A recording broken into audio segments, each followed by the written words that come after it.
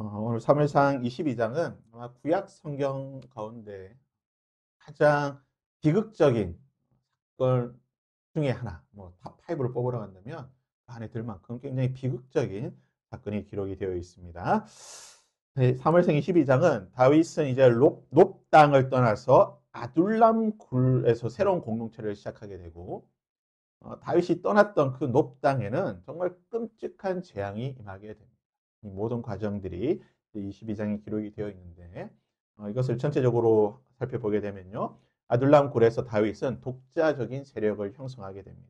노베에서 도망친 아비아달, 아이멜렉의 아들이었던 아비아달은 아둘람 공동체의 제사장의 역할을 감당하게 되고, 또 그곳에 이제 선지자 갓이라고 하는 인물이 등장하게 되는데, 이 사람은 선지자로서 이 공동체 아둘람 공동체의 한 역할을 감당하게 되고 다윗을 도우게 됩니다. 왜 아이멜렉의 이 모든 아들들이 그 제사장의 성읍이 진멸당할 때, 말 그대로 모든 것이 죽을 때 단 한 사람 살아남았거든요. 아비아달이라고 하는 사람이. 왜 아비아달이 살아나면서 다른 곳도 아닌 다윗이 있던 아둘람 공동체로 가게 되었는가? 그리고 22장에 보면 갑자기 뜬금없이 선지자 갓이라고 하는 사람이 나오게 되는데, 왜 선지자 갓이 나와서 다윗에게 조언을 하게 되고 이 사람이 훗날 다윗과 함께 계속해서 지내는 것을 보게 되거든요. 왜 이런 일들이 있게 되는가? 그래서 그렇지만 아둘람 공동체가 훗날에 소위 말하는 메시아닉 공동체라고 불리는 어, 하나님의 공동체로서, 국가적인 공동체로서 발전하기 위해서는, 국가는 뭐가 있어야 됩니까? 하나님께서 세우신 이스라엘 백성들의 국가에는 하나님이 기름 부어 세우신 왕과 그리고 제사장과 선지자가 있어야 돼요. 하나님의 공동체는 하나님이 기름 부으신 이 세 가지 메시아니, 기름 부음 받은 세 종류의 사람, 왕과 제사장과 선지자가 있어야 되는데, 아둘람 공동체의 왕 다윗은 기름 부음 받았죠. 그 다음에 아비아달 제사장, 기름 부음 받는 제사장, 마지막 기름 부음 받은 선지자 갓, 이 세 사람이 함께 함으로 인해서 이 아둘람 공동체가 단순히 마음이 상하고 빚지고 억울한 이런 사람들, 소위 말하는 사회에 불평 불만 있는 그런 사람들의 공동체가 아니라 하나님의 공동체인 것을 보여주시기 위해 이러한 선지자와 제사장이 합류하게 되었다. 이것을 오늘 이제 22장에 기록을 하고 있는 거예요. 이 과정을 위해서 어떻게 보면 높 땅에 정말 끔찍한 재앙이 임하게 된 거예요. 참 안타까운 일이지만 하나님께서는 이 일을 통해서 다윗 공동체가 하나님의 공동체로 성장하고 발전할 수 있는 그 밑그림을 그리고 계신 것이다 라고 보면 되겠습니다. 전체적인 말씀 보게 되면요. 아둘람 공동체의 시작을 1절과 2절에서 기록을 하고 있고요. 아둘람 공동체의 첫 조각, 그 이제 처음 시작하는 조각이 3절에서 5절까지. 그리고 이제 6절에서 10절까지는 사울이 자신과 함께 있는 사람들을 선동하고 하나님의 그 대적하는 악한 일을 도모하는 과정이 기록이 되어 있고, 11절에서 19절까지는 사울로 말미암아 노베의 엄청난 끔찍한 재앙이 임하게 된 것을 기록하고 있습니다. 그리고 20절에서 23절까지는 이제 아둘람 공동체가 하나님의 공동체가 되기 위해서 그 마지막 퍼즐 조각이었던 아히멜렉의 아들 아비아달이 합류하게 되는 이 과정을 기록하고 있다. 또 이러한 말씀의 구조를 통해서 오늘 우리가 22장의 전체적인 말씀들 한번 쭉 살펴보도록 하겠습니다. 자, 잠깐 키즈를 보시면요. 자, 이스라엘 우리가 내일 모레면 우리도 이제 새해죠. 새해입니다. 이스라엘에게도 새해가 있어요. 이스라엘의 새해는 언제일까요? 성경에 보면은 절기가 있습니다. 여러 절기들이 하나님께서 이나 쭉 절기를 기록해 놓으셨는데, 특별히 이제 8절기가 있습니다. 8절기 가운데 7대 절기인데 플러스 하나 더 넣어가지고 이제 8절기로 넣었는데요. 8절기 가운데에 이스라엘 사람들이 새해, 해피 뉴 이어, 뉴 이어로 지키는 새해는 언제인가? 1번 6월절, 2번 무교절, 3번 초실절, 4번 오순절, 5번 나팔절, 6번 대속절, 7번 초막절, 8번 수전절, 한우카. 이것은 이제 시간 순서대로 쭉 제가 해놓은 겁니다. 6월절, 무교절, 초실절, 오순절, 나팔절, 대속절, 초막절, 수전절. 이 8절기 가운데에 이스라엘의 새해, 뉴 이어는 어느 절기일까요? 짜잔, 짜잔. 1월 1일. 짜잔. 어느 절기일까요? 3번, 5번, 시간 순서니까 1번. 아, 그래, 이렇게 지금, 아, 여러 개 해서 하나만 걸리라고 하는. 6번, 대속제일. 자, 1번부터 8번까지는 시간 순서대로 쭉 되어 있지만, 이스라엘의 새해, 뉴 이어는 나팔. 자, 우리가 새해, 우리가 지금, 우리도 새해가 어떻습니까? 우리는 새해가 1월 1일이 신정, 그렇죠? 해피 뉴 이어, 신정이고, 지금 우리가 내일 모레 지키는 소위 말하는 구정, 설날은 뭡니까? 루나 뉴 이어, 음력 설이에요.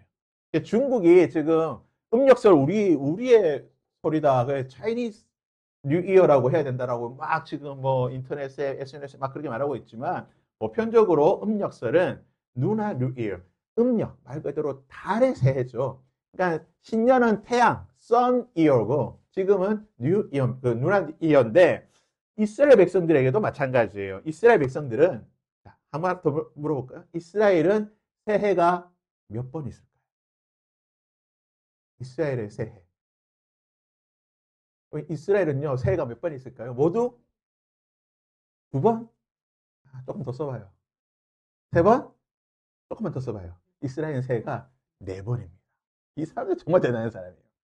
4번의 새해가 있는데, 이제 이것이 이제 역사적 시간에 따라서 이렇게 조금씩 형성되긴 했지만, 일반적으로 보통 3번인데, 요 근래는 하나 더 있어요. 4번의 새해가 있는데, 이제 그것 한번 찾아보겠습니다. 자, 이게 이스라엘 달력이에요.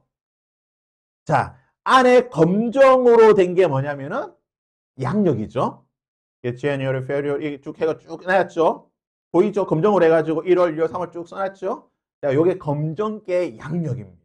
검정 밖에 있는 가장 검정 바깥쪽에 보이는 요 부분, 이 부분은 이스라엘의 음력 달력이에요. 소위 말하는 이스라엘 월력이라 불리는, 유대 월력이라 불리는 이스라엘 달력이에요. 자, 그래서 보면 이스라엘 백성들은 양력으로 1월 1일, January 1월 1일에 새해를 지킵니다. 근데 유대 달력으로 1월 1일은 언제입니까? 저기 위에 보이죠? 니산이라 적혀 있죠. 이쪽에 보면 잘 보입니까? 찍어줘야지 또 보이지. 여기 보면 니산, 손가락 니산 보이죠? 니산 1이 적혀 있죠. 이 달이 이스라엘 음력 달력으로는 1월 1일이에요. 니산월 이래가지고 이스라엘 달력으로는, 음력으로는 이 날이 1월 1일입니다. 그러니까 양력의 3월과 4월 요 중간쯤에 이스라엘의 음력 1월 1일이 있어요. 이스라엘 달력 1월 1일. 그런데 이스라엘 백성들은 유대력도 있지만 뭐가 있냐면 성역이라고 불리는 성역. 무슨 말이냐면 성경에 기록되어 있는 하나님이 말씀하신 1월 1일 절기가 있어요. 그게 뭐냐? 바로 치시롤이라 적혀 있는, 7이라 적혀 있죠. 이 날이 유대인에게는 1월 1일이에요. 성역, 성스러운 성경에 기록되어 있는 1월 1일은 이 날입니다. 그래서 한번 보면 매일 니산월 1일에 보면 패스오버 적혀 있죠. 패스오버 뭡니까? 유월절. 유월절 옆에 뭡니까? 유월절은 무교절 일주일 그 기간 안에, 보름 기간 안에 유월절이 들어가 있어요. 그래서 1월 니산의 월에는 모두 뭐가 있어요? 절기가 3개가 있어요. 유월절, 무교절, 그리고 퍼스트 프루츠라고 해서 초실절. 곡식이 처음 열렸을 때 하나님께 바치는.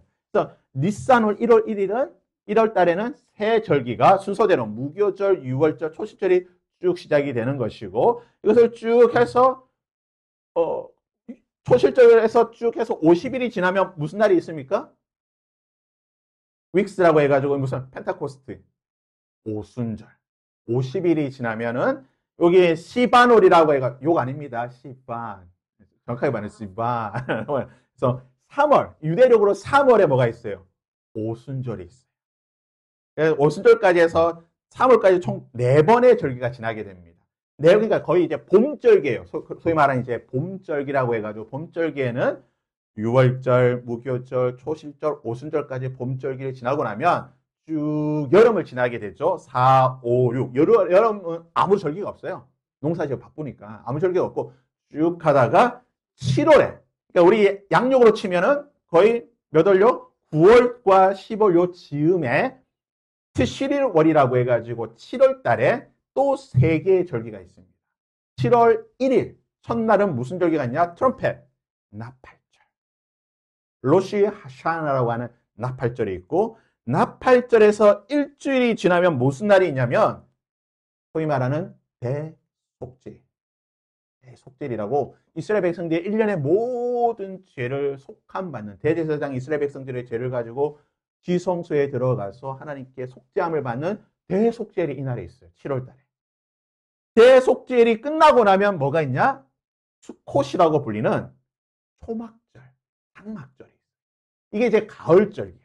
그러니까 봄절기, 6월절, 오순절, 초실절, 무교절이 지나고 나면 여러분 그냥 지냈다가 가을에 나팔절, 대속죄일, 그리고 장막, 초막절. 이 세 절기가 7월에 있어요.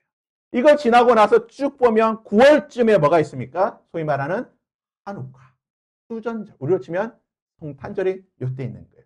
그러니까 유대인들은 유대력에 따르면 이렇게 소위 말하는 7대 절기가 쭉 이렇게 있고, 이 7대 절기 가운데에 유대인은 음력 1월 1일이 음력설이긴 하지만, 시작이긴 하지만, 하나님께서 말씀하시기를 해의 시작, 그 해의 시작은 언제다?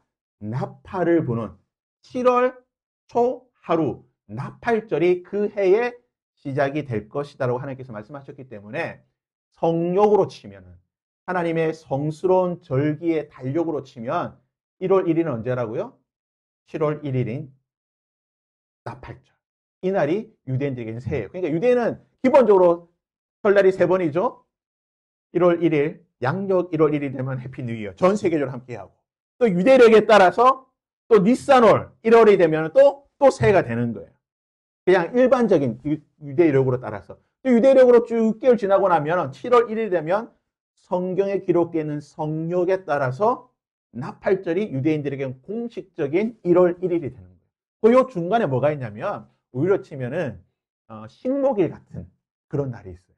식목일 같은 그런 날이 있는데, 그런 날 또 유대인들은 또 나무들의 새해이기 때문에, 나무들을 심어서 키우는 날이라서 나무들의 새해다라고 해서 그날 또 자기들은 새해라고 생각을 해요. 그냥 유대인들은 기본적으로 모두 4번의 새해가 있는데, 이 4번의 새해 중에 가장 중요한 새해가 언제냐? 우리로 치면 이제 음력설이라고 할 수 있는, 음력설은 아니, 음력설은 1월 1일이니까 가장 중요한 설은 언제냐? 로시 하샤나라고 불리는 나팔절이에요. 이 히브리어로 로시 하샤나라고 하는 것은 해의 머리, 그 해의 year of head, 머리는 해의 시작이라는 거예요. 해의 시작이니까 뭐예요? 1월 1일인 거예요. 그 해가 시작하는 날이 나팔절이라고 하나님께서 말씀을 하셨기 때문에 유대인들은 나팔절이 1월으로 치면 1월 1일 새해가 되는 겁니다.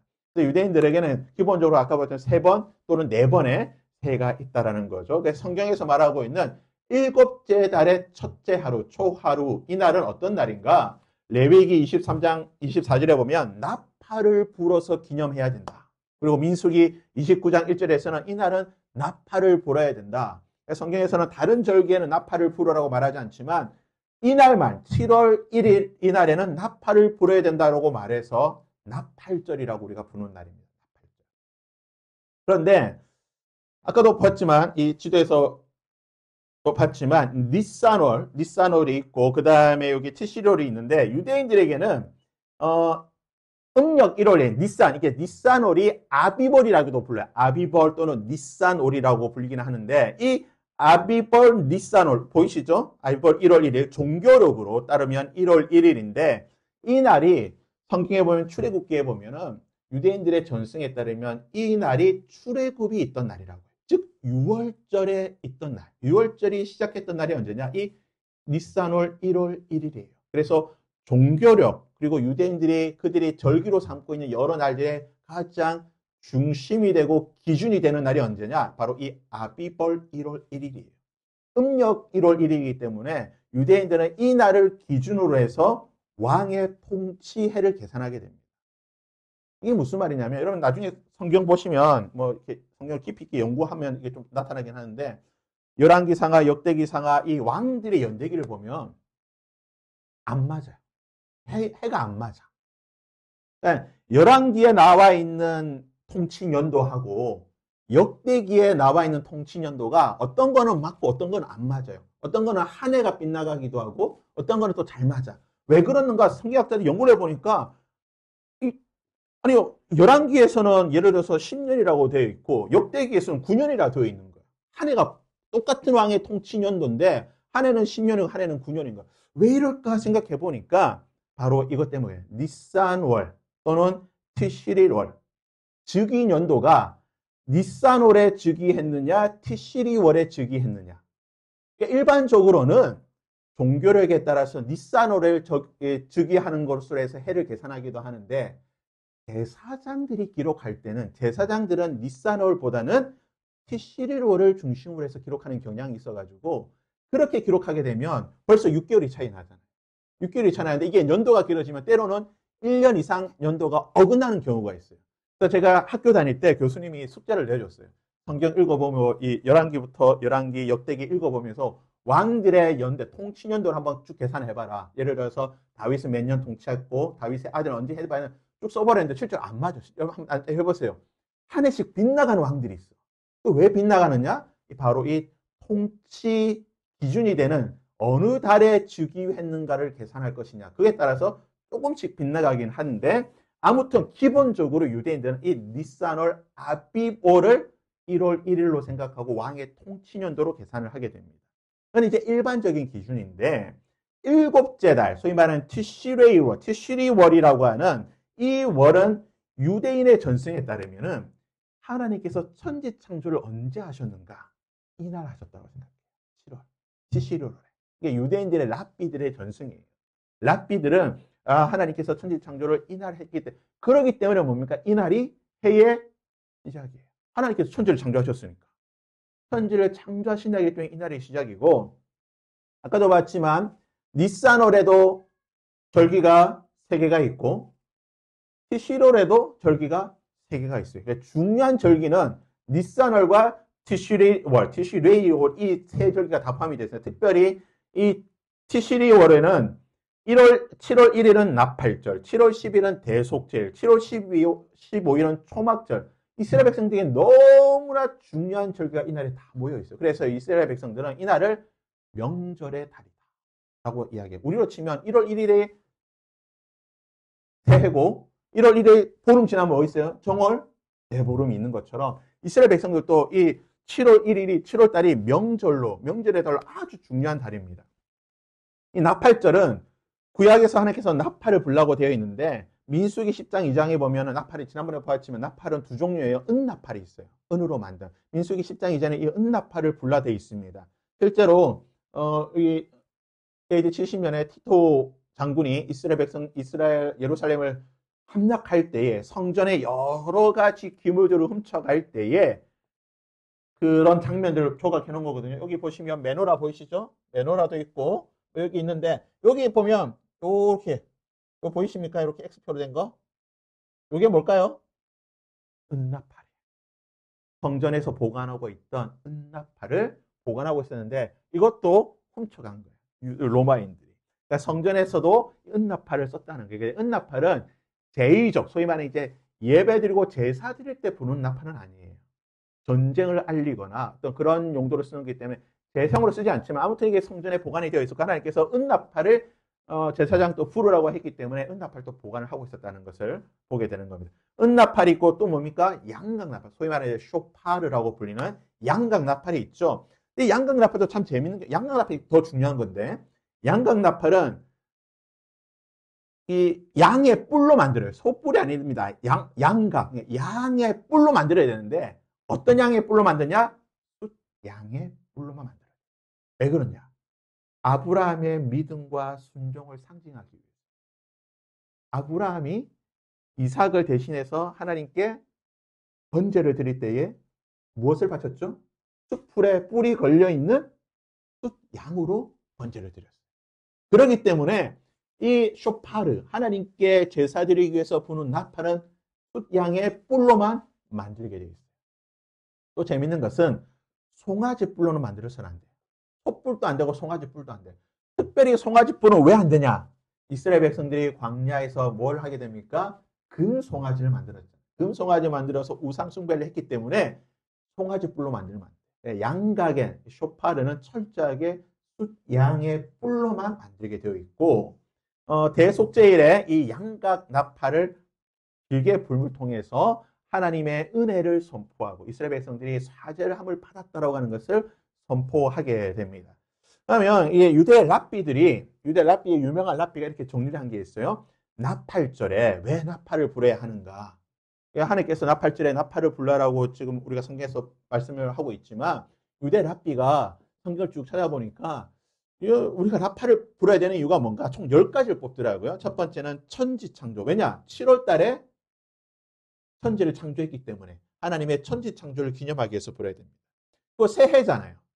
새해가 시작이 되었고 그 다음 날이 뭡니까? 열흘 뒤면은 대속죄일이야. 세계의 날을 선포하기 위해서. 그리고 뭡니까? 아까 쇼파르는 아브라함의 순종을 기억하기 위해서. 그리고 신의 산에서 하나님께서 말씀하신 것을 기억하기 위해서. 예언자들의 말을 기억하기 위해서. 전쟁을 기억하기 위해서. 창조주 앞에서 우리가 두렵다고 하는 것을 알기 위해서. 그리고 심판날에 나팔을 불기 때문에 그것을 기억하기 위해 이스라엘의 구원을 알리고 마지막 심판날에 죽은 자들이 살아날 거기 때문에 죽은 자들 살아나라고 그것을 기억하기 위해 나팔을 분다. 여러 가지 이유를 들어서 나팔절에 나팔을 분다라고 기록이 되어 있습니다. 그래서 유대인들은 하나님께서 신의 산에서 이 율법을 주신 이후로 계속해서 이제 나팔절 7월 1일이 되면 계속 나팔을 불어요. 끊임없이 나팔을 불었어요. 7월 1일 나팔절이 되면 나팔을 불게 되는데 이렇게 나팔을 쭉 불다가 소위 말하는 이제 제2성전이라고 불리는 첫 번째 성전이었던 그 솔로몬의 성전이 무너지고 난 뒤에 70년 만에 다시 성전을 회복하게 되는데 그 성전을 누가 회복하느냐? 바로 스룹바벨이라고 불리는 또는 그 에스라 시대에 그 회복이 되었기 때문에 에스라 성전 또는 스룹바벨 성전이라고 불리는데 성경에 보면 에스라 3장과 느헤미야 8장에 보면 이 제2성전 시대에도 성전이 회복되고 난 뒤에 가장 먼저 한 일이 무엇이냐? 나팔절이 되었을 때에 7월 1일 되었을 때에 나팔을 크게 불어서 이스라엘 백성들이 하나님 말씀 앞에 다 모여서 하나님의 말씀을 듣고 이 나팔절의 절기를 지켰다라고 하는 성경 구절이 나오게 돼요. 그래서 이스라엘 백성들은 포로기 시절에 포로에서 회복되고 나서 가장 먼저 한 일이 무엇이냐? 성전을 회복하고 나팔을 불어서 나팔절을 지켰다라는 것을 보게 됩니다. 그래서 이것은 계속해서 지키고 있었어요. 예수님 당시까지도 지키게 되었고 예수님이 죽고 나신 뒤에 성전이 무너지고 난 뒤에도 이스라엘 백성들은 소위 말하는 이제 회당이라고 불리는 시나고그라고 불리는 그 회당에서 그들이 모여서 나팔절이 되면 나팔을 불었습니다. 오늘날 이스라엘 백성들이 나팔절을 지키는 거 당연히 지키죠. 1월 1일이니까. 그들에게는 1월 1일이기 때문에 이스라엘 백성들이 나팔절 지키는데 오늘 나팔절은 어떻게 지키는가? 40일 동안 준비하게 됩니다. 그러니까 6월 중순부터 이제 나팔절 되면 준비를 하는 거예요. 미리 딱 이제 명절 맞이 준비를 딱 하는 거예요. 그리고 나팔절이 되면 7월 1일이 되면 실제로 나팔을 붑니다. 쇼파를. 그래서 이때 아마 이스라엘 가면 시끄러워. 막 전부 다 나팔 불고 우리 예전에 그 월드컵 되면 막 빠밤빠밤 하듯이 그냥 전 시내가 나팔을 다 붑니다. 근데 오늘날 이 나팔절에 이스라엘 백성들이 아주 좀 특별한 의식과 특별한 음식과 특별한 인사를 하게 되는데 특별한 의식은 첫 번째 뭐냐? 타슐리흐라고 하는 의식을 하게 되는데 이 의식은 뭐냐면 던진다. 이 타슐리가 던진다는 뜻이에요. 무슨 말이냐? 나팔절이 되면 나팔절 오후에 온 가족이 어디로 가게 되냐? 그 주변에 예를 들어서 뭐 요단강 주변에 살면 요단강 주변에 또는 뭐 바닷가에 살면은 바닷가로 다 가족들이 나가서 뭘 하게 되면 돌에다가 또는 어떤 사람들이 빵을 던지기도 하는데 보통 이제 돌을 던진다고 해요. 돌에다가 자신들이 지은 죄를 적어요. 어떤 죄를 지었습니다. 하면 적어서 기도하고 예배드리고 이거 돌을 어떻게 할까요? 바다에 왜 던지냐? 미가서 7장 19절에 보면 여호와께서 우리의 죄를 용서해 주시되 우리가 우리의 죄를 던지나이다라고 하는 그 말씀이 있어요. 우리가 우리의 죄를 던집니다라는 이 말씀에 근거해서 나팔절에 유대인들은 이 강가에 모여 지금 보이죠? 정통파 유대인들이 모여서 손에 뭐 들고 있잖아요. 이걸 이제 예배드리고 적어서 던지고 우리의 죄를 용서받는다. 왜 그럴까요? 나팔절 끝나고 열흘 뒤면 뭐라고요? 대속죄일이 있어요. 죄를 속함받는 날이기 때문에 미리 준비를 하는 거예요. 미리 준비를 해서 죄를 던져서 정결함을 구하고 대속죄일에 다시 하나님께서 용서해 주신 그 용서를 받기 위해서 이 의식을 하게 되는 겁니다. 특별한 인사를 하게 되고 나팔절만 하는 인사. 우리가 설날이 되면 새해 복 많이 받으세요 인사하듯이 나팔절에 하는 인사가 있습니다. 어떤 게 있냐면 세 가지 인사를 한다고 하는데요. 한번 따라해볼까요? 샤나토바, 샤나토바. 이게 뭐냐면 우리로 치면 새해 복 많이 받으세요. 좋은 해가 되세요. 이게 이스라엘 백성들은 샤나토바.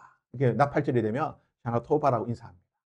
두 번째는 한번 따라해볼까요? 샤나메투카, 샤나메투카. 이거 뭐냐면 달콤한 한 해가 되세요. 무슨 말일까요? 말 그대로 달달한 한 해가 되라는 거예요. 달달하게 행복하고 즐겁고 맛있는 거 많이 먹고 좋은 한 해, 즐거운 한 해가 되라는 뜻입니다. 세 번째는 그 티바토바라고 해가지고 이게 뜻은 번역하면 잘 기록되기라는 뜻인데 이게 왜 그러냐면 아까도 말씀드렸지만 나팔절 바로 열흘 뒤에 뭐가 있다고요? 대속죄. 대속죄는 뭐냐? 하나님께서 우리의 죄를 심판하시는 날이에요. 그래서 하나님의 심판책에 유대 전승에 따르면 하나님의 그 심판책에 대속죄일에 우리의 죄가 기록이 돼요. 그래서 그 죄가 많이 기록되면 어떻게 되는 거예요? 죄가 많고 지옥 가는 거예요. 근데 죄가 기록이 안 되고 뭐가 기록이 되고 선하고 착하고 좋은 일이 기록되면 하나님의 복을 받는 거예요. 그래서 나팔절에 대속죄를 앞두고 너의 이 모든 행동이 하나님 앞에 생명책에 좋게 기록되기를 원한다. 그래서 그 티바토바 기록되라는 게 복 많이 받아는 거예요. 좋은 일 많이 하고 복 많이 받아. 그래서 세 가지 인사 샤나토바, 샤나메투카, 그 티바토바라고 하는 인사를 하게 됩니다. 그래서 두 번째 샤나메투카라고 인사했잖아요. 달콤한 한 해가 되기를 원한다. 그래서 말만 그렇게 하는 게 아닙니다. 실제로 뭘 할까요? 달콤한 음식을 먹어요. 이스라엘 백성은 새해에 먹는 우리가 새해 되면 떡국을 먹듯이 떡국 먹고 한 해를 먹는다고 하잖아요. 이스라엘 백성들은 달콤한 음식을 먹음으로써 올 한 해가 달콤한 한 해가 되기를 바래가지고요. 위에 나오는 것처럼 사과, 포도, 석류 같은 그냥 먹어도 달달한 이 과일을 꿀에다가 찍어서 단 거를 대서 먹어요. 완전히 그냥 혈당 스파이크가 확 오겠지. 단 거를 해서. 근데 이게 사과와 포도와 석류가 뭡니까? 가나안 땅에서 나는 과일들. 다른 땅에서 난 과일은 안 돼요. 이스라엘 땅 안에서 나는 그 과일. 하나님께서 축복해 주신 그 땅에서 나는 과일을 달달한 꿀에 찍어서 먹음으로써 원래 하나님께서 나에게 이런 달달한 은혜를 달라고 복을 달라고 하게 되는 거고 밑에 보면 빵이 보이죠? 왕관처럼 생긴 이 할라빵을 먹음으로써 나팔절이 무슨 날이에요? 왕 대신 메시아가 오기를 바라는 날이잖아요. 왕께서 오셔서 우리를 먹여주시옵소서. 왕 대신 메시아를 대망하는 의미에서 먹게 되고 마지막으로 또 생선 머리를 먹는다고요. 아니 뭐 하고 많은 머리 중에 생선 머리를 먹어. 다른 거 먹었는데 어두육미라고. 어두육 우리만 그런 게 있으면 왜 먹냐면 나팔절이 말하면 로시 하샤나 해의 머리잖아요. 해의 머리는 로시 하샤나와 발음이 비슷한 게 생선 머리라고 해요. 그래서 생선의 머리를 먹는다. 아무래도 우리처럼 대구 볼찜 같은 거 먹겠죠. 그래서 이런 음식들을 먹게 됩니다. 그런데 왜 이렇게 절기를 말하냐? 이스라엘에 3대 절기가 있죠. 이스라엘 백성들이 7대 절기, 아까 보았던 7대 절기 가운데에 가장 중요하게 적히는 절기, 3대 절기가 뭡니까? 6월절, 17절, 그리고 초막절. 때 6월절, 17절, 초막절, 이 절기, 그리고 오순절까지. 그러니까 오순절, 17절이니까 6월절, 무교절, 오순절, 6월절, 그 다음에 17절, 초실절, 오순절. 이 4대 절기, 봄에 있는 절기, 위에서 보시듯이 6월절, 무교절, 초실절, 17절. 이 위에 있는 4대 절기는 무슨 절기입니까? 봄의 절기인데 이 절기들은 예수님께서 이 땅에 오심으로 성취가 된, 이루어진 절기들이에요. 이 절기의 의미가 이루어졌다는 거예요. 이 절기를 통해서 하나님께서 우리에게 말씀하신 그 예언의 말씀들이 이루어진 거죠. 왜냐? 6월절 어린 양의 피로 이스라엘 백성들이 구원받듯이 예수님의 십자가로 말미암아 구원받았다. 무교절이 뭡니까? 무교절은 누룩을 제거하는 거예요. 우리 삶의 누룩, 죄를 제거하는 건데 예수님의 십자가로 말미암아 우리의 죄가 제거가 되는 이루어진 절기. 초실절이 뭡니까? 열매, 그 땅의 열매, 첫 열매를 하나님께 드리는 거죠. 예수님 뭐라고요? 부활의 첫 열매. 초실절도 예수님의 부활로 다 성취된 절기. 오순절이 뭐예요? 오순절은 말 그대로 오순절에는 성령께서 강림하셨잖아요. 신의 산에 오순절에서 하나님의 말씀이 이스라엘 백성들에게 임하였던 것처럼 오순절에 하나님의 성령이 임하심으로 이스라엘 공동체, 하나님의 나라가 이루어진 거예요. 그래서 유월절, 무교절, 초실절, 오순절은 성취된 절기. 그러면 봄절기는 다 성취가 됐어요. 가을절기는 아직 성취되지 않은 절기예요. 나팔절, 왕이 오시는 날. 예수님께서 초림하셨지만 예수님이 재림하셔야 되죠. 예수님의 재림을 통해서 나팔절이 성취가 될 거예요. 그래서 언젠가는 성취될 절기, 나팔절. 대속죄일도 마찬가지예요. 대속죄일은 무슨 날이에요? 우리의 죄를 용서받는 날이기도 하지만 하나님께서 심판하시는 날이에요. 우리의 죄를 보시고 심판하시는 거예요. 너 죄 용서 받는다. 너 죄 용서 못 받는다. 심판하시는 날이에요. 마지막 날에 하나님께서 우리를 심판하시는 최후의 심판, 대속죄일이 아직 남아 있다라는 거죠. 마지막 초막절. 초막절의 가장 큰 의미가 뭐냐면 여러분 나중에 쭉 보시면 스바냐라든지 또는 스가랴라든지 소선지서를 보게 되면 초막절의 중요한 의미가 있어요. 초막절은 단순히 하나님께서 주실 때 이스라엘 백성들이 광야에서 고생했던 거 기억하는 절기가 초막절이 아니라 그거는 그냥 하나님께서 주실 때 하신 말씀이고 이 초막절이 어떻게 이루어질 것인가에 대해서는 소선지에서 말하기를 온 열방 가운데에 애굽과 온 열방 가운데에 그 백성들이 어디로 오게 될 것이다? 예루살렘에 모이게 될 것이고 예루살렘에서 하나님의 백성으로 함께 예배하는 날이 오게 될 것이다. 이게 바로 뭐예요? 초막절이다. 그래서 마지막 날에 이방나라, 애굽과 이방나라 사람들이 예루살렘에 모여서 어떤 절기를 지키느냐? 여호와의 7대 절기 가운데에 초막절을 지키게 될 것이라고 분명히 선지서에서 말하고 있어요. 그래서 초막절은 하나님의 나라, 이 땅 가운데 소위 말하여 이루어지는 하나님의 나라가 이루어질 때에 온 열방이 모여서 하나님을 찬양하는 그날을 상징하는 거예요. 그래서 세 가지, 가을절기, 나팔절, 대속죄일, 초막절은 아직 이루어지지 않은 절기예요. 언젠가는 이루어질. 예수님께서 이 땅에 오시면은 나머지 절기들도 다 이루어질 것이다. 그래서 성경에 보면 여호와의 절기라는 표현을 쓰게 됩니다. 7가지의 절기. 아까 보았던 7대 절기는 여호와의 절기. 하나님께서 만드신 거고 하나님의 어떤 그 구속사회적 관점에서 이 절기들이 다 있는 거예요. 그냥 있는 게 아니고 하나님께서 구원을 어떻게 이루어 가시는지를 이 절기를 통해서 보여주는 것이다. 또 나팔절에 관해서 또 하다 보니까 시간이 다 가는데 그래도 빨리 1번, 2번 문제 후다닥 제가 풀어볼게요. 자, 1번. 블레셋 가드에서 나온 다윗은 어디로 도망갔습니까? 1절을 한번 보겠습니다. 그러므로 다윗이 그곳을 떠나 어디로 갔다고요? 아둘람 굴로 도망하며 그의 형제와 아버지 온 집이 듣고 어디로 갔다고요? 그에게로 갔다. 다윗이 어디로 가게 됩니까? 아둘람 굴입니다. 아둘람 굴에 400명이 모이게 되는데 환난당한 모든 자, 빚진 모든 자, 마음이 원통한 모든 자가 아둘람 굴에 400명이 모였다고 말해요. 그럼 아둘람 굴이 어디에 있는가? 자, 이 지도를 보시게 되면 이제 좀 입체적으로 그려놨죠, 지도를.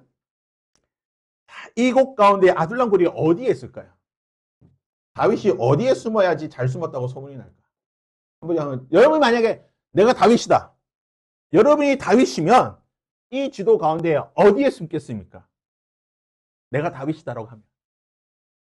잘못 찍으면 그렇게 여러분이 다윗이 아닐 수도 있는 거죠.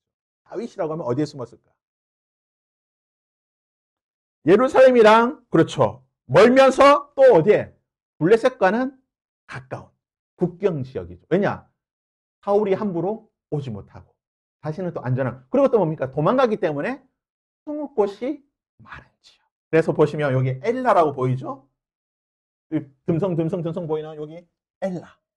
이 엘라 인근에 아둘람 굴이 있어요. 다윗이 어디로 가냐? 이 엘라라는 지역 자체가 다윗에게는 익숙한 지역이잖아.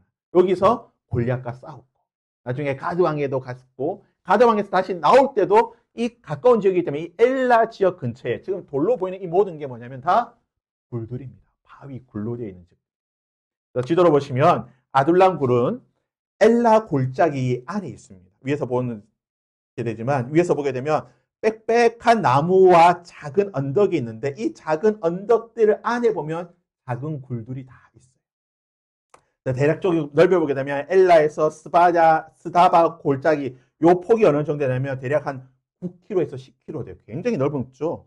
이 넓은 공간에 곳곳에 굴들이 있는데 왜 이렇게 굴이 많은가? 아둘람 굴에. 그리고 왜 다윗이 엘라 골짜기 안에는 아둘람이라는 곳에 가게 됐는가?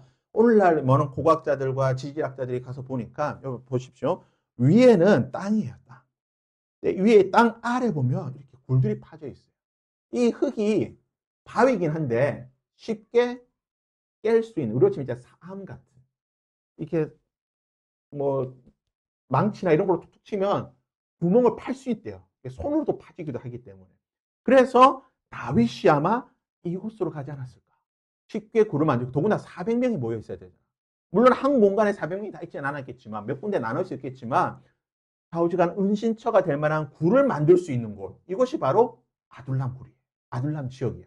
아둘람은 하나의 굴이 아니라 그 넓은 지역을 의미하는 지역인데, 아둘람이라는 넓은 지역 가운데에 아마 몇 개의 굴 속에서 이곳에 있다. 그 북한이 땅굴 파고 도망 다니듯이 이번에도 하마스가 밑에 굴 파고 도망 다녔죠. 그것처럼 아마 다윗도 그랬을 것 같아요. 두더지처럼 그냥 하고 다니. 그래서 실제로 가면 굴들이 있습니다. 실제로 인공적으로 만든 거예요. 자연적으로 만든 것도 있지만 인공적으로 파서 만든 굴이 있습니다. 그래서 여기 보시면 굉장히 넓죠. 지금 사람들이 이렇게 많이 모여 있을 만큼 땅속에 지하에다 이렇게 굴을 파가지고 이 보면 인공적으로 판 거예요. 파서 만들 수 있는 굴입니다. 아둘람 굴에는 아버지의 온 집, 자기의 아버지들이 다 모이고, 그 다음에 또 누가 모였습니까? 환난당한 모든 자, 빚진 모든 자, 마음이 원통한 자 400명이 모였다고 하는데, 아니 이스라엘 백성들이 얼마나 많은데 환난당한 모든 자, 빚진 모든 자가 겨우 400명밖에 되지 않는가? 이것은 모든이라고 하는 이제 상징적인 거죠. 그만큼 많은 사람들이 모였다는 거예요. 그만큼 억울하고 원통하고 마음이 상하고 빚지고 사회적인 약자, 경제적인 불이익을 당했던 많은 사람들이 다윗이 도망 다니고 있고 다윗이 왕에게 핍박받아서 도망 다닌다는 소식을 듣고 다 다윗에게로 모여들어서 어디로 왔다고요? 아둘람 굴이라는 곳으로 오게 됩니다. 2번까지 보겠습니다. 다윗은 이 아둘람 굴에서 있다가 어디로 가게 됩니까? 모압으로 가게 돼요. 모압왕 미스베 앞으로 가게 되는데, 모압 미스베라는 지역으로 갔다가 모압에서 머물다가 다시 선지자 갓이라고 하는 사람이 나와서 너는 이곳에 있지 말고 다시 유다 땅으로 옮기라고 말하게 되는데, 유다 땅으로 옮기라고 말하는 사람이 누구인가? 4절과 5절에 보면 선지자 갓입니다. 4절에 보면 부모를 인도하여 함께 있던 부모를 모압왕 앞으로 나아갔더니 그들은 다윗이 요새에 있을 동안 왕과, 그러니까 다윗은 부모를 모압왕과 모시고 놓고 자기는 어디에 있어요? 요새라고 하는 곳으로 따로 있게 되는 거예요. 그때에 5절에 선지자 갓이 다윗에게 이르되 너는 이 요새에 있지 말고 이곳을 떠나서 어디로 가라? 유다 땅 헤렛 숲으로 가라라고 권면하게 되는 거예요. 그래서 자, 보시면 아둘람굴에 400명이 모여 있다가 여기 있으면 또 불안하니까 어디로 가게 됩니까? 모압 땅이라는 곳에 가게 돼요. 모압 땅에서 머무르고 있으면서 그곳에 또 다윗길을 뭐 하니까 자기 부모님은 모압 왕과 함께 머물게 두고 자기와 자기를 따르던 400명은 어디로 갔다고요? 요새, 모압 지역에 있던 그 근방에 있던 요새라고 불리는 곳에 가 있다가 이곳에 머물고 있는데 선지자 갓이라고 하는 사람이 등장해서 너 이곳에 있지 말고 유다 땅으로 돌아가라. 그래서 부모님은 두고 자신과 다른 사람들 데리고 어디로 갔다고요? 다윗이 떠나 유다 땅 헤렛 굴에 이르렀다. 선지자 갓이라고 하는 사람이 등장이 됩니다. 갑자기 나온 사람이에요. 이 사람의 출신성은 아무도 모릅니다. 갑자기 나왔지만 아까도 말씀드렸지만 이 갓을 통해서 다윗 공동체가 하나님의 공동체, 메시아닉 공동체가 될 수 있는 결정적인 역할을 해준 사람이에요. 다윗이 아둘람에서 모압 땅으로 옮기게 되는데, 자 그렇다면 왜 다윗이 지금 블레셋 지역에 있던 그 엘라 골짜기에 있던 아둘람 굴에서 왜 저 모압 땅으로 갔을까요? 다윗이 모압 땅으로 간 이유가 뭘까요? 모압 미스베라고 하는 지역으로 간 이유가 뭘까요? 다윗은 우리도 그렇잖아요. 우리도 어디 도망갈 때 어디 내려서 내가 도망가야 되겠는데 갑자기 뜬금없이 아무도 모르는 철원으로 도망가겠습니까? 아니죠. 이왕 도망가면 내가 좀 알거나 내가 좀 잘 숨을 수 있거나 나를 좀 도와줄 사람이 있는 그런 지역으로 도망가야 되는 거예요. 자, 다윗이 모압으로 간 이유가 무엇이냐? 모압은요, 다윗의 외가 쪽입니다. 다윗의 족보를 한번 볼까요? 자, 맨 밑에 다윗이 있죠? 다윗의 아버지가 누구예요? 이새잖아요. 이새의 아버지는 누구인가? 다윗의 할아버지는 오벳입니다. 오벳의 아버지는 누구예요? 보아스. 보아스의 아내는 룻. 룻은 어디 여자입니까? 모압 여자. 그러니까 다윗의 외가, 물론 100% 외가는 아니겠지만 그 조상들의 외가, 할아버지, 증조 할아버지 쪽은 어디 쪽이라고요? 모압 땅이에요. 그러니까 모압 땅은 다윗에게 있어서 전혀 낯선 땅이 아니야. 자신의 핏줄이 있던 땅이에요. 아마 모압 땅에서 다윗에 대해서 알고 있던 사람이 있을 수도 있어요. 왜냐? 그 지역에 루시라고 하는 사람이 보아스랑 결혼해가지고 지금 다윗의 할머니예요. 증조 할머니가 됐잖아. 그러니까 어느 정도 소문이 날 수도 있고 모압이라고 하는 지역이 전혀 생뚱맞은 지역이 아니라 다윗에게는 오히려 도망가기 좋은 지역이었다. 그래서 다윗이 부모를 모시고 미스베까지 갔는데 이 미스베라고 하는 곳은 아직까지 어딘지 발굴이 안 됐습니다. 지도에서 보시듯이 자 다윗이 지금 이쪽에 있었죠. 여기에 있다가 모압 땅이 여기야. 여기서 여기까지 가야 돼요. 자 그렇다면 여러분 여기서 이렇게 쭉 가야 되는데 어떻게 가야 될까요? 여러분이라고 한다면 자, 길을 한번 보겠습니다. 여러분이라고 한다면 어느 길로 도망을 가게 될까요? 이건 이제 눕혀놨는데 아둘람이 있고 자 이게 모압 땅이 아까 보이죠? 지금 중간에 있는 게 사해입니다. 사해를 건너지 않고 쭉 양옆으로 가려고 하면 왼쪽으로 가면 누가 있어요? 예루살렘이야. 사울이 있는 지역이에요. 못 지나갑니다. 반대로 오른쪽으로 밑으로 쭉 돌아가려니까 여기는 너무 산지고 길이 멀고 거친 지역이에요. 가장 좋게 갈 수 있는 길이 어느 길이냐? 더구나 부모님 모시고 가야 되는 길. 400명이 함께 가야 되는 길. 최대한 빨리 그리고 숨어서 도망가기 좋은 곳이 어디냐? 바로 중간을 가로질러 가야 돼요. 여기 보시면 리숀 반도라고 나와 있죠. 리숀 반도라고 불리는 이 지역. 실제로 지도를 보면 여기가 좁아요. 이제 좁은 지역에서 쉽게 건너가고 최단 거리예요. 리숀이라는 것이 혓바닥이란 히브리어로 혓바닥인데 말 그대로 혓바닥처럼 톡 튀어나왔기 때문에 여기를 건너가면 바로 이 너머가 어디예요? 모압. 지금 요단 사해 여기 부분만 건너가면 되는데 리숀 반도 앞부분에 뭐가 있냐면 마사다라고 하는 지역이 있습니다. 요 마사다. 마사다 좀 들어보신 적이 있습니까? 마사다가 성경에는 나오는 지명은 아니지만 마사다가 무슨 말이냐면 히브리어로 마사다라고 하는 것이 요새라는 뜻이에요. 오늘 본문에 요새라고 나오잖아요. 이 요새가 히브리어로 마사다예요. 오늘날 마사다라는 지역이 이렇게 있습니다. 여기 보시면 마사다가 있죠. 마사다에서 이렇게 바로 오면은 여기가 어디라고요? 모압 땅 미스베. 이 지역이 아마 그래서 다윗이 여기에 부모님을 모시고 그래도 혹시나 부모님에게 무슨 일이 생기면 빨리 가봐야 되잖아.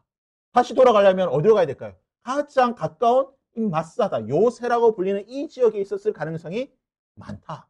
그리고 도망가려고 하면 무엇이 가장 필요합니까? 400명이나 되는 사람들이 있어야 돼요. 400명이 은신하려고 하면 일단 자신을 보호할 수 있는 천의 요새가 있어야 되고 먹을 것이 있어야 되고 마실 물이 있어야 돼요. 근데 마사대에는 물이 없어요. 바로 위에 뭐가 있냐면 엔게디가 있습니다. 한 17km 떨어진 곳에 엔게디라는 곳이 있는데 엔게디는 물이 엄청 많은 곳이에요. 그래서 물을 쉽게 조달할 수도 있고 음식도 조달할 수 있고 실제로 여러분 마사다를 아마 많이 보셨을 건데 마사다가 여기가 마사다예요.